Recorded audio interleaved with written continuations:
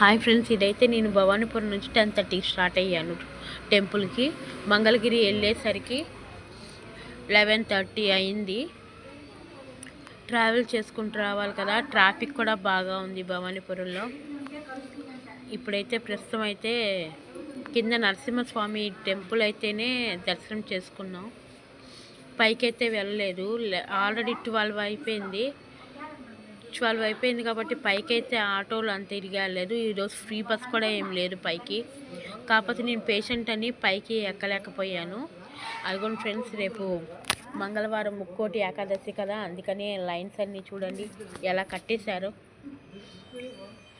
మొత్తం అన్నీ ప్రిపేర్ చేసి పెట్టేశారు. అయితే ఆ రోజు చాలా రష్గా ఉంటుంది కదా టెంపుల్, దానివల్ల.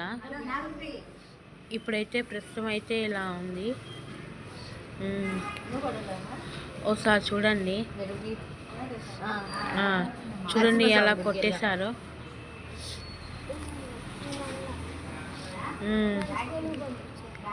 అదిగోండి ఇప్పుడైతే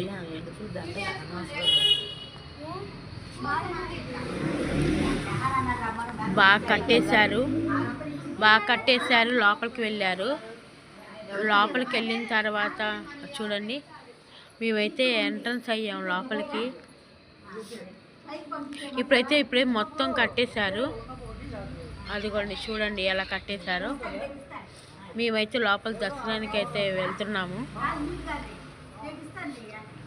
11:30కి దర్శనానికి వెళ్తే 12 వరకు మాకు భోజనం టికెట్ అయితే రోజు ఇస్తారంట, 10 నుంచి 12 వరకు.